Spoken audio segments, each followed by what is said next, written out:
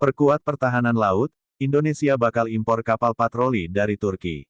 Turki kini menyasar pasar Asia Tenggara, setelah ekspor kapal angkatan laut ALK ke Pakistan, Qatar, UEA, India, Turkmenistan, Georgia, Nigeria, Mesir dan Ukraina. Dan, Indonesia menjadi salah satu pemesan kapal patrol dari Turki. Hal itu dikatakan Dr. Lalu Muhammad Iqbal, Duta Besar Dubes Indonesia untuk Turki, ketika wawancara dengan Safun Mater. Menurutnya, kerjasama itu dimulai pada pengadaan kapal perang dari Turki. Peningkatan serius kerjasama dengan Turki pada sistem angkatan laut. Kita perlu berbuat lebih banyak untuk meningkatkan hubungan industri pertahanan. Itu sebabnya beberapa pembicaraan dimulai tentang kemungkinan Indonesia untuk mendapatkan kapal perang dari Turki, ujarnya. Desain kapal patrol angkatan laut Turki pertama yang diminati Indonesia adalah KPC-65, Large Patrol Craft 65 meter oleh Thais Shipyard.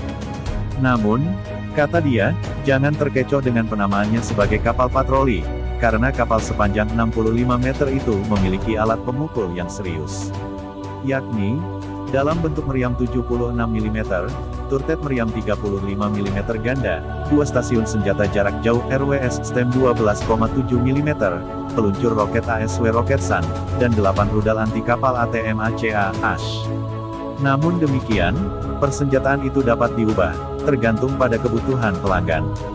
Dengan kemungkinan Indonesia akan mengganti ATM-ACA dengan Exocet. Dan, salah satu sistem senjata yang kemungkinan akan dipertahankan adalah peluncur roket ASW Roketsan. Angkatan Laut Indonesia terus mengoperasikan 14 kelas Kapitan Patimura kelas Parchim, dalam peran anti kapal selam ASW, dari 16 yang dibeli dari Jerman pada tahun 1992.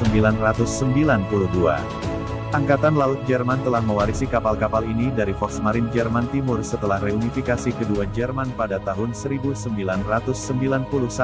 tetapi memiliki sedikit kebutuhan untuk mengoperasikan kapal setelah berakhirnya Perang Dingin.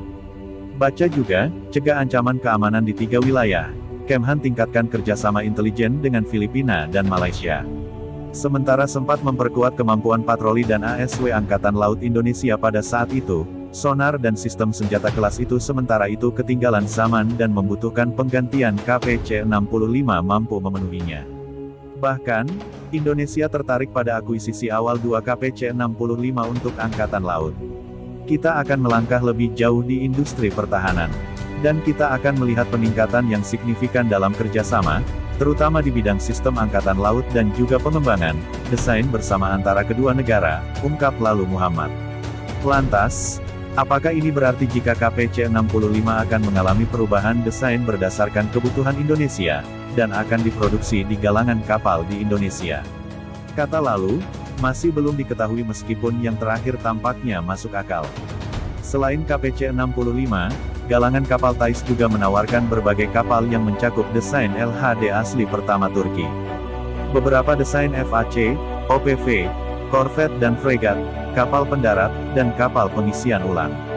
Konsorsium Thais mencakup galangan kapal Anadolu, yang saat ini sedang membangun TCG Anadolu LHD, galangan kapal Istanbul, galangan kapal Sedef, galangan kapal Sevin dan galangan kapal Selah.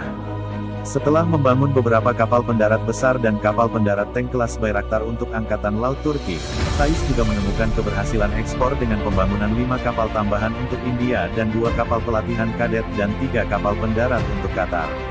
Apakah galangan kapal Thais mampu menembus pasar Indonesia dengan desain kapal patroli KPC-65? Hal ini dapat mengarah pada kerjasama pertahanan yang lebih dalam antara Turki dan Indonesia. Kedua negara saat ini sedang berkolaborasi dalam proyek tank modern medium weight tank MMWT, dan Indonesia juga telah menyuarakan minatnya untuk mengakuisisi UCA.